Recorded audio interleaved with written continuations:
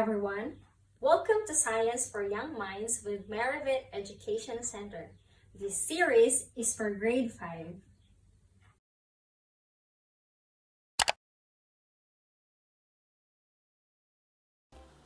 Lesson part.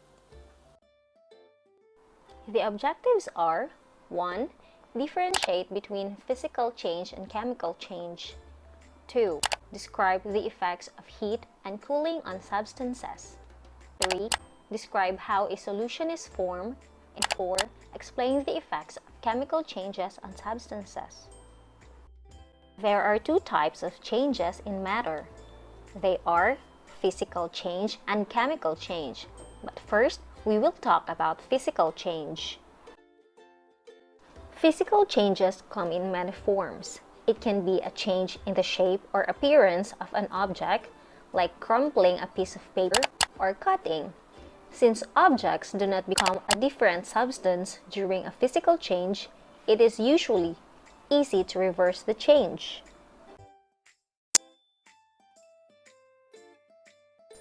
Mixture is an example of physical change. A mixture is created when two or more different substances are physically combined and can be separated back into its original substances. For example, we have here strawberries, cereals, blueberries, and almonds. So an example of a mixture is a homogeneous solution. It is a mixture in which the composition is uniform throughout the mixture, like water and sugar. The dissolved sugar is evenly distributed throughout the sample. So we have the solute. It is the substance that is being dissolved, while the solvent is the dissolving medium. Now, what are the physical changes in matter?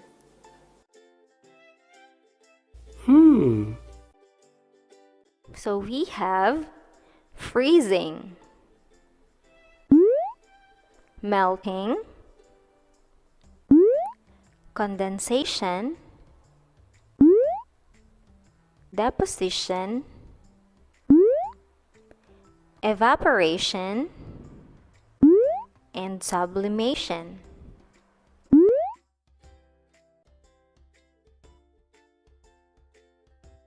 What is freezing? Freezing is the process in which a liquid changes to a solid. Freezing or solidification is the withdrawal of heat from a substance to change that substance from a liquid to a solid.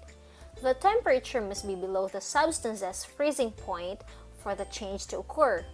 Turning water into ice using a freezer is an example of this physical change.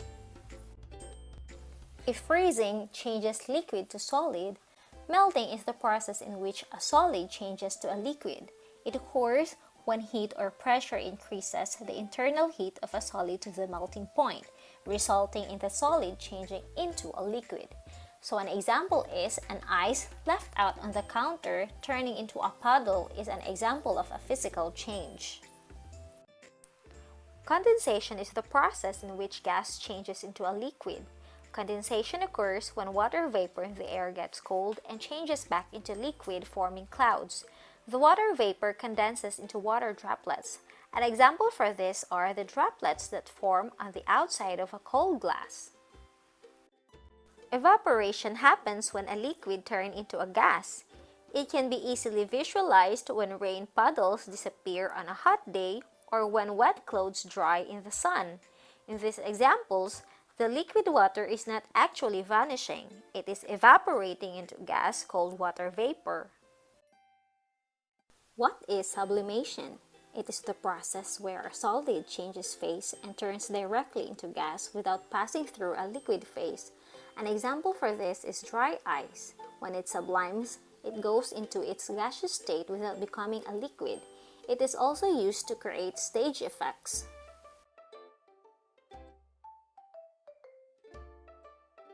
Deposition is the process by which, in subfreezing air, water vapor changes directly to ice without first becoming a liquid. This causes the water vapor to change directly into a solid.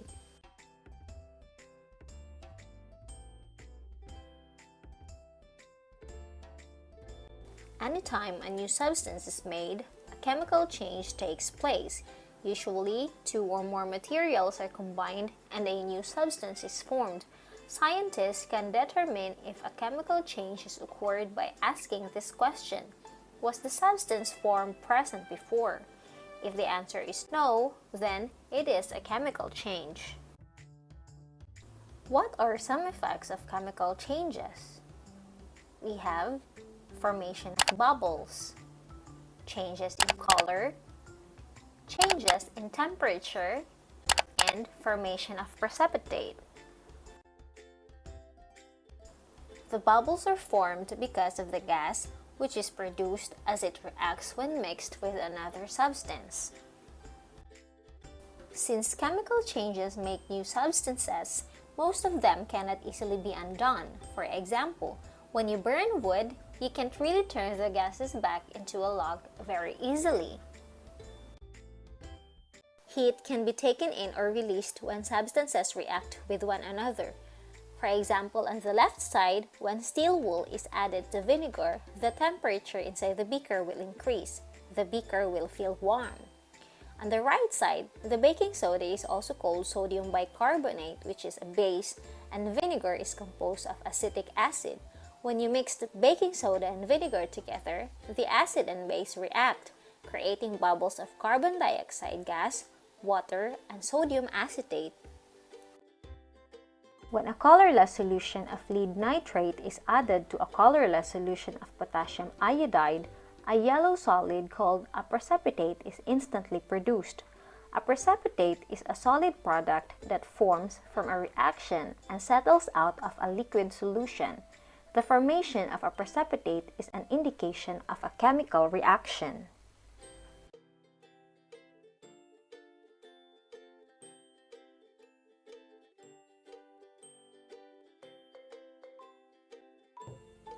That's all for now, kids. I hope you've learned something new. Thanks for watching and see you on our next video.